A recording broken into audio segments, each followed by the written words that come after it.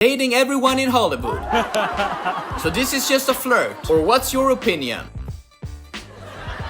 Ah, it's top secret. All right, let's talk about one of the most private global superstars and why that privacy might actually be the most interesting thing about him. Because when we talk about Bad Bunny, people usually jump straight to headlines. Who's he dating? Was that serious? What happened with Kendall? What about the lawsuit? But if you zoom out for a second, this isn't really a gossip story. It's a story about control. It's about fame at a scale most people can't even comprehend. And what happens when someone refuses to let the public fully in. And honestly, that's way more interesting. Bad Bunny is arguably the biggest Latin artist in the world. Stadium tours, record-breaking streams, Grammy wins, cultural dominance. But when it comes to his personal life, he gives you crumbs. In his 2023 interview with Vanity Fair, he made it very clear he doesn't feel obligated to explain anything. He literally said he's not really interested in clarifying anything about his relationship status. That's a wild thing to say in 2023, especially when you're dating someone the internet considers a global headline generator. But that's kind of his point. He doesn't believe that becoming famous means surrendering your inner life. And that mindset shows up in every relationship story connected to him. Before the Grammys, before the arenas, before the Met Gala appearances, there was Carliz de la Cruz Hernández. They started dating in 2011. University sweethearts, Puerto Rico, normal life, real life. They were reportedly engaged in 2016. Think about that. At that point, Bad Bunny wasn't a global icon yet. He was still building, still becoming. That relationship represents something different. It's pre-superstar Bad Bunny. But here's where it gets complicated. Years later, Carliz filed a lawsuit alleging that a voice recording she made. Bad Bunny getting sued by his ex-girlfriend for $40 million. The now iconic Bad Bunny Baby was used in 2 of his songs without her permission. And suddenly, this old relationship wasn't just nostalgic lore. It became a legal dispute. Now, this isn't about picking sides. The case is still pending. But what's fascinating is how it reflects the cost of transformation.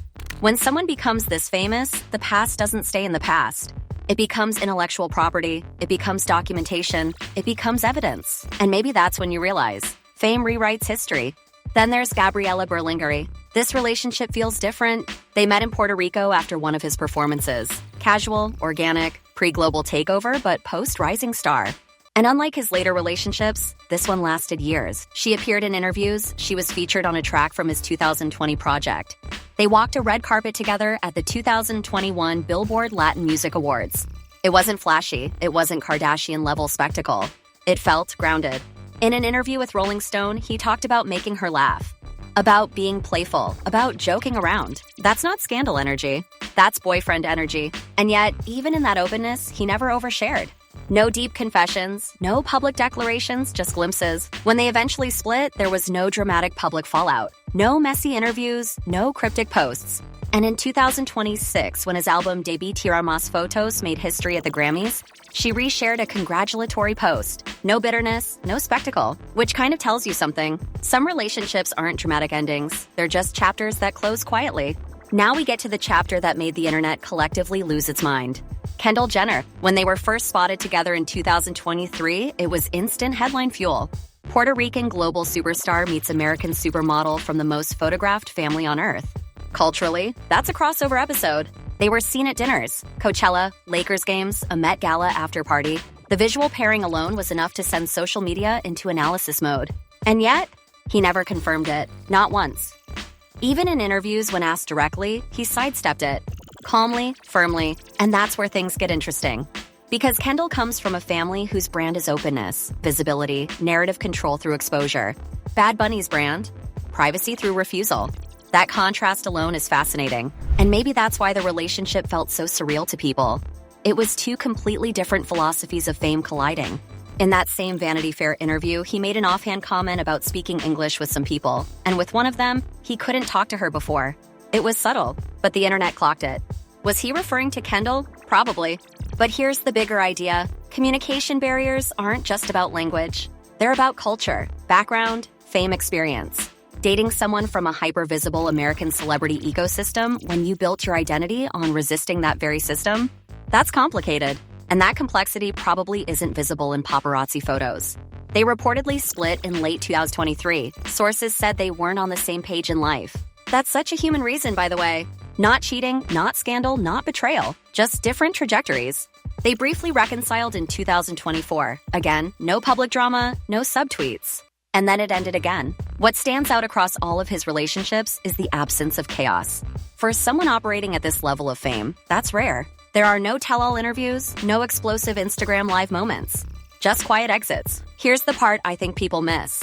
Bad Bunny doesn't reject relationships. He rejects ownership. In a 2025 interview with Time, he said he's written songs inspired by people the public has no idea about.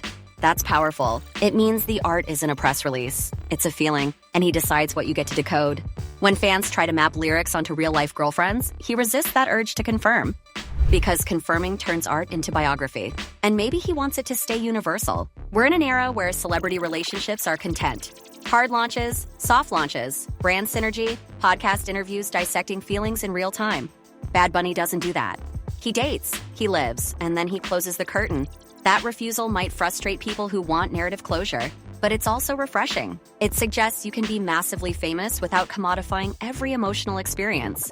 And honestly, that's kind of radical. We can't ignore that the Carliz lawsuit adds tension to this entire story.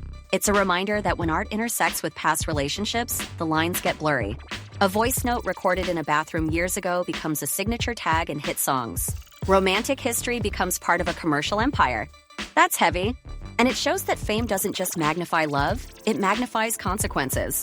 If you look at the pattern, long-term relationship before global fame, quiet multi-year partnership during rise, high-profile cross-cultural romance at peak stardom, no public meltdowns, no performative heartbreak arcs. What you see is consistency. He protects the core. He may experiment. He may evolve. But he doesn't narrate it for us. And maybe that's the real story. The internet loves access. But Bad Bunny's brand is controlled opacity. He gives you music. He gives you fashion statements. He gives you spectacle on stage. But emotionally, you get what he chooses. And in an oversharing culture, that restraint almost feels rebellious. So when people ask, who is he dating now?